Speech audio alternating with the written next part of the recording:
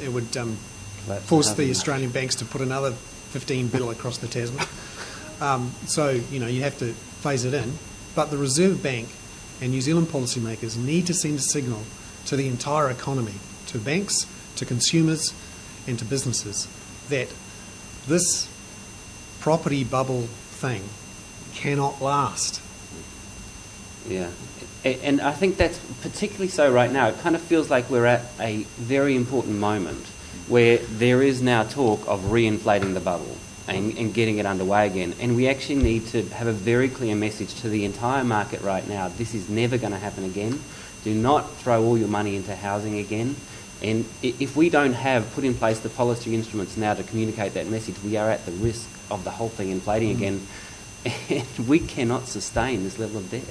I agree, and I think it needs a very broad political debate and real leadership from all sides of politics to explain to the New Zealand public that this is unsustainable, and that the way I like to describe it, actually, I do presentations to various people, chambers of commerce and these sorts of things, and the first picture I put up is of my mother with two of her grandkids, and I leave that as a taster for the audience, and then I come back to it later.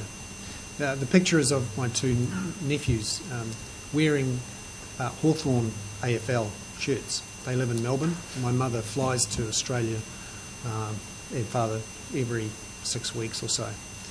I have two brothers living in Melbourne, one working for the ANZ Bank actually, and the challenge New Zealand faces, that unless we change this, we become a retirement village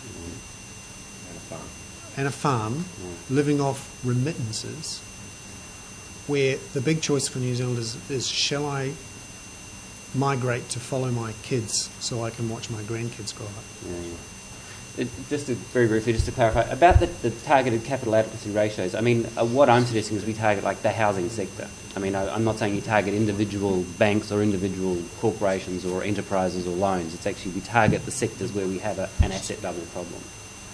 Yep, it's the housing sector. Yeah. Yeah, just the Reserve Bank should be considering increasing its regulatory top-up to, 15, it's already 15, to 20, 25%. That's off the top of my head.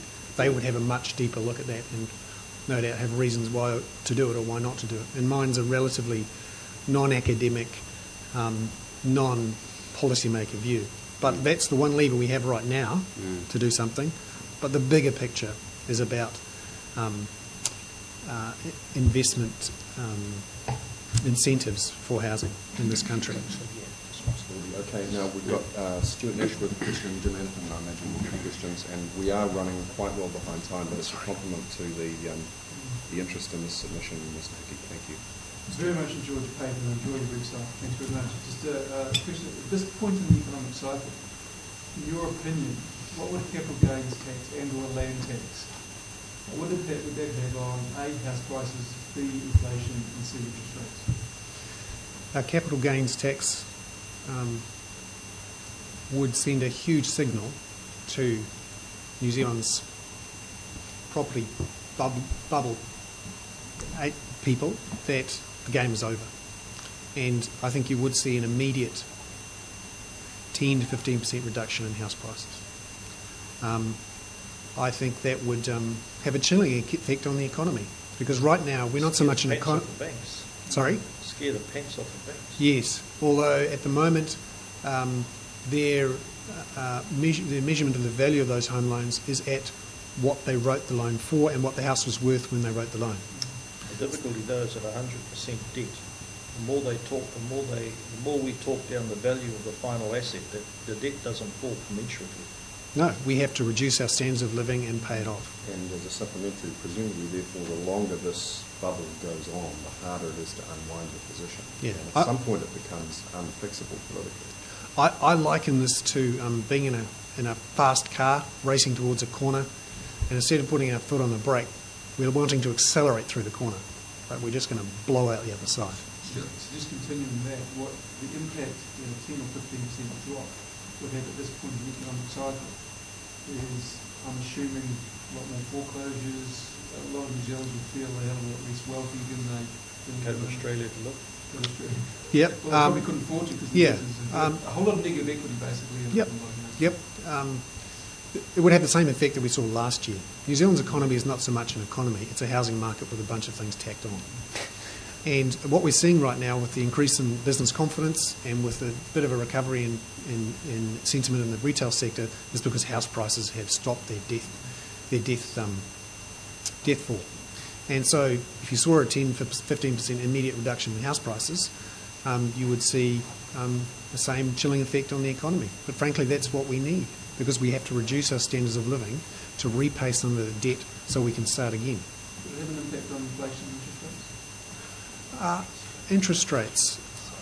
I don't see any obvious impact. My view, by the way, is that a land tax is a better way to do this than a capital gains tax, because effectively, if you brought it in as part of a package of measures, it's one of the compensations, if you like, for the inevitable pain that you'd see for the lower income groups because of an increase in GST and because of the removal of the likes of working for families and various other bits and pieces.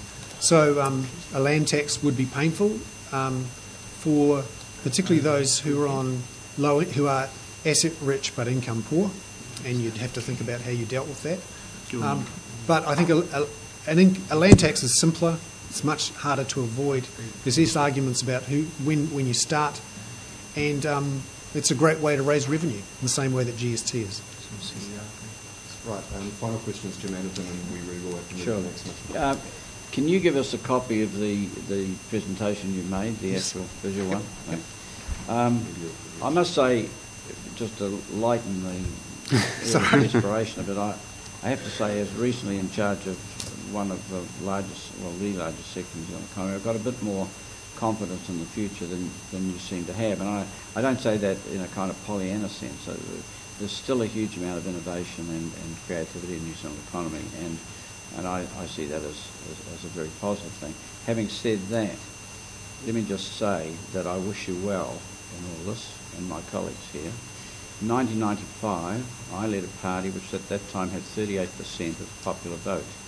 We advocated a capital gains tax, a land tax, and estate duties, all of which would have demonstrably solved some of these problems.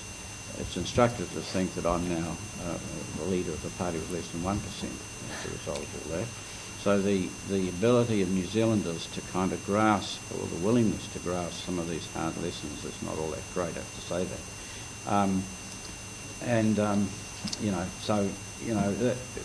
If there was enlightened leadership across the whole of New Zealand politics in terms of our future as a country, then I think we could manage it. But the chances of that happening are not that great, unfortunately, in my view.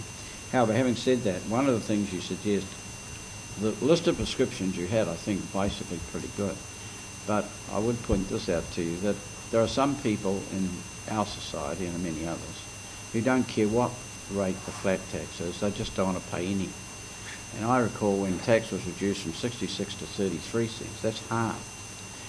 It didn't stop people avoiding tax, I can tell you. They kept on going, and they still do. But the introduction of the 39-cent tax rate sparked a massive amount of tax avoidance activity through LAQCs, and that chart tells the picture pretty well. If you reduced it to 20, say, the people who object to paying 33 will still object to paying 20, I can tell you.